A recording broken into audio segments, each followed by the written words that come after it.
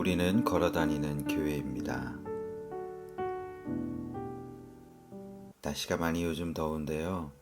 여러분들 잘 계시리라고 믿습니다. 음악에 조금 관심이 있는 분들이라면 악보를 보면 포르테가 있고 또 피아노가 있다는 것 아마 아시리라 생각이 됩니다. 포르테는 강하게 하라는 것이죠. 또 피아노는 약하게 연주하라는 그런 음악 용어입니다. 그래서 포르테를 2개 그려놓고요. 포르테시모라고 하고 아주 강하게 연주하도록 그런 의미를 담고 표기를 하고요. 또 피아노를 2개 그려놓고 이것은 피아노시모다 그렇게 말하고는 연주자들이 이 부분은 아주 작게 아주 여리게 연주를 해주기 원합니다. 이런 표시로 악보에다가 이런 기입을 하게 됩니다. 그런데 이 포르테와 피아노, 이 강하게와 여리게 여긴 아주 오묘한 면이 있습니다. 무슨 말인가 하면 소리를 크게 내고요. 그 소리를 측정해 보았더니 10데시벨이 나왔다. 이렇게 가정을 할 수 있겠습니다. 그러면 소리를 크게 내서 10데시벨이 측정되는 소리를 낸 것보다 20데시벨이 측정되는 소리를 낸 게 더 큰 소리잖아요. 그런데 참 놀라운 것은 어떤 경우에는 20데시벨이 측정되는 소리보다 10데시벨로 측정되는 소리가 더 크게 들릴 때, 더 크게 느껴질 때가 있다는 것입니다. 이유는 간단합니다. 앞에 소리를 아주 작게 내다가요. 한 소리를 조금 크게 내면 그 소리가 듣는 사람에게 굉장히 크게 들리게 되는 것이죠. 그런데 반대로요. 앞에 웬만한 소리를 다 크게 내다가 정말 크게 소리를 냈는데 그 소리가 별로 크지 않게 들리는 것이죠. 일종의 착음 현상이다 이렇게 말할 수 있을 것입니다. 그러니까 어떤 경우에는 10데시벨로 측정되는 소리가 20데시벨로 측정되는 소리보다 더 크게 들리는 그런 효과를 낼 수 있다는 것이죠. 오늘 디도서 3장 8절 본문에 보면요. 너는 이것에 대하여 굳세게 말하라 라고 했습니다. 아주 강하게, 정확하게죠. 명확하게 말하라 그런 뜻입니다. 아니 무슨 말이길래 이렇게 또렷하게 담대하게 말해 주어야 할까? 8절을 계속 읽어보면 이는 사람들에게 유익한 말이다 그렇게 기록하고 있습니다. 유익한 말은 강하게 해줘야 된다. 그 사람을 살리는 말은 정확하게 해주어야 된다는 말이죠. 근데 참 놀라운 것은요. 상대방을 유익하게 하고 내가 유익하지 않는 말도 있다면 반대로 상대방을 유익하게 하지만 나는 별로 기분 좋지 않고 좋은 대우 못 받고 그런 말도 있더라고요. 이게 마치 약이 쓴 것처럼 상대방에게 도움되는 말을 해주는 게 참 어렵고 듣는 상대방에게는 쓴 말이 되는 경우가 참 많이 있습니다. 그런데 그것이 상대방을 살리는 말이면 상대방이 듣기 싫거나 써도 그 말을 정확히 해주어야 된다라고 말하고 있습니다. 우리는 다른 사람들에게 조언을 해주는 경우가 있습니다. 어떤 사람들은 또 조언을 잘 해주고 또 많이 해줍니다. 아는 것도 많고요. 경험도 많아서 일은 이렇게 해야 돼. 저 일은 저렇게 해야 돼. 코치를 아주 많이 해주는 경향의 그런 사람도 있죠. 근데 주의할 게 있습니다. 우리가 이 일에도 저 일에도 항상 말을 많이 하다 보면요. 상대방이 느낄 때에 그 말에 무게감이 없어지는 것이죠. 또 말하는 것이겠지. 이렇게 생각하는 것입니다. 또 한편으로는 실수도 많아집니다. 말을 많이 하니까 실수가 많아지는 것이죠. 모든 사람이 10%의 말에 실수가 있다고 하더라도 10번 말하는 사람은 한 번 실수하는 거예요. 그게 10%죠. 근데 100번 말하는 사람은 10%만 해도 10번 실수하는 게 되지 않겠습니까? 그러니까 말을 많이 하면 당연히 실수를 많이 할 확률이 높아지는데 상대방은 저 사람 또 실수했어. 참 저 사람은 실수를 많이 해. 이렇게 생각하게 되는 것이죠.